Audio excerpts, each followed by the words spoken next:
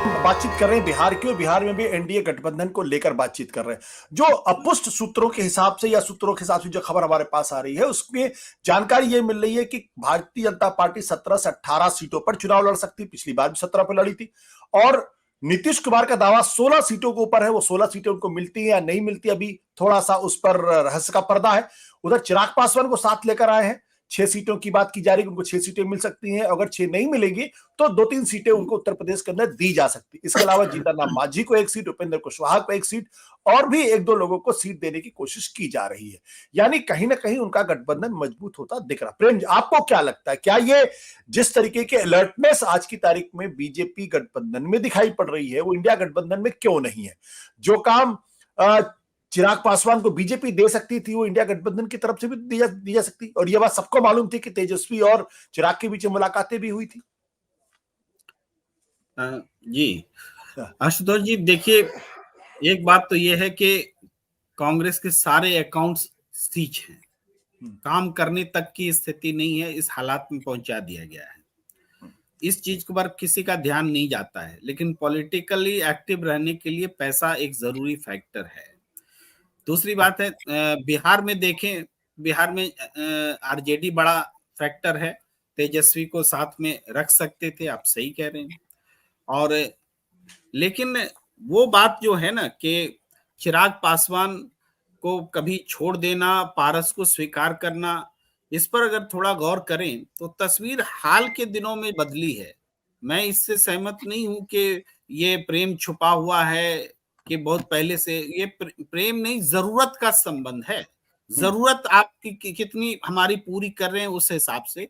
तब पारस और उनके साथी जरूरत पूरी कर रहे थे लोकसभा में, वो उनके साथ थे। और अब चुनाव में चिराग जरूरत पूरी कर सकते हैं क्योंकि जनाधार उनके साथ है, और ये दोनों, ये समझ उनके साथ है, बीजेपी के पास साफ है। जो बेगूसराय वाली जो रैली हुई और उसके बाद एक और रैली, इन रैलीज में चिराग पासवान नहीं गए, और वहां पर पारस और तमाम प्रिंस और सब लोग थे, मोदी जी के साथ थे। और नीतीश कुमार जी को जो बड़ा वाला माला में नरेंद्र मोदी जी घुसा करके लाए थे, उस समय का सीन अलग था। उस समय ये स्थिति थी, ऐसा लग रहा था कि नीतीश कुमार जी का चलेगा, और नीतीश कुमार जी का चलेगा तो चिराग पासवान का नहीं चलेगा। तो चिराग पासवान इसी वजह से थे भी नहीं रैली में। और पारस जी का चलेगा, जैसा कि पारस जी को वो सपोर्ट कर रहे थे, अभी बेलारी जी बता ही रहे। तो उसके बाद जो नीतीश कुमार जी विदेश गए हैं और लौटे हैं, खेला इसी दौरान हुआ है। जो लौट क्या है, अभी देखिए नीतीश कुमार जी ने बाहर में मतलब एक तरह से कुछ बोलना भी 1-2 दिन से बंद कर रखा है। वो उस स्थिति में है जैसे आमतौर पर जब वो कुछ करने वाले होते हैं तो उस समय वो चुप हो जाते हैं, उस दौर में आ गए हैं। तो ये अब इसका रिएक्शन एक्शन क्या होता है, ये भी इंपॉर्टेंट बात है। ऐसा नहीं कि कहानी है खत्म हो गई है।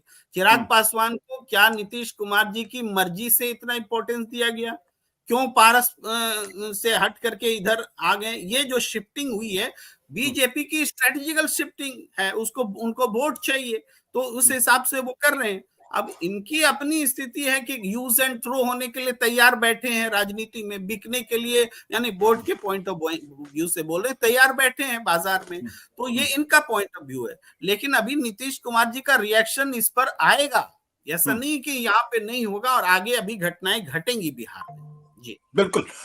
तो आपने चूंकि एक सवाल खड़ा कर दिया तो मैं कन्हैया जी से पूछ ही लेता हूं। कन्हैया जी, ये जो जिस ओर प्रेम कुमार जी इशारा कर रहे हैं, क्या नीतीश कुमार को यह बात अखर नहीं रही है?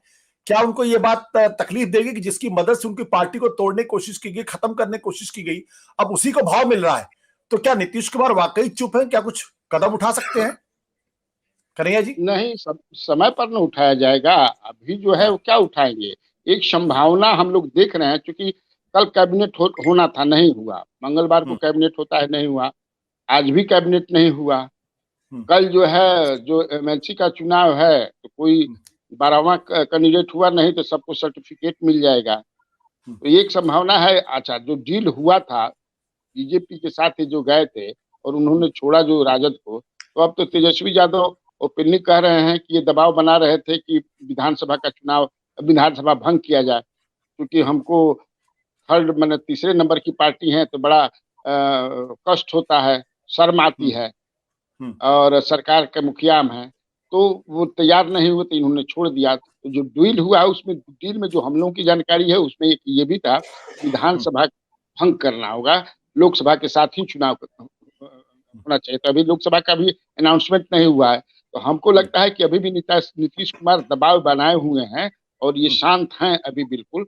और लगता है ऐसा कि कहीं बीजेपी मान जाए, हालांकि बीजेपी मानने के लिए तैयार नहीं है, क्योंकि जो बता रहे हैं लोग बीजेपी इस पर नहीं कि भाई विधानसभा, लेकिन अब नीतीश कुमार क्या करते हैं ये देखने वाली बात। ये शांत बिल्कुल है, और जब शांत होते हैं, जैसे समुद्र शांत होता है, तो आप समझ सकते हैं। हाँ, क्या पूछ रहे हैं? क्या कोई विस्फोट होने वाला है बिहार की राजनीति में? हो सकता है, क्योंकि नीतीश कुमार चुप बैठने वाले नहीं हैं।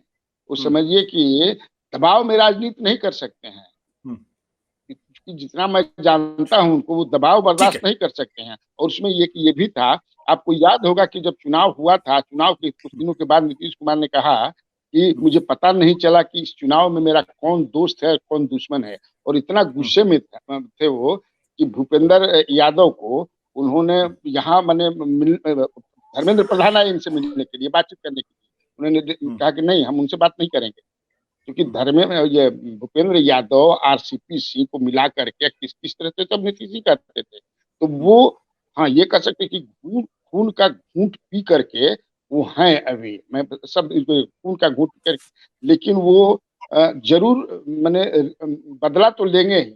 अब क्या होता है ये देखने वाली बात है।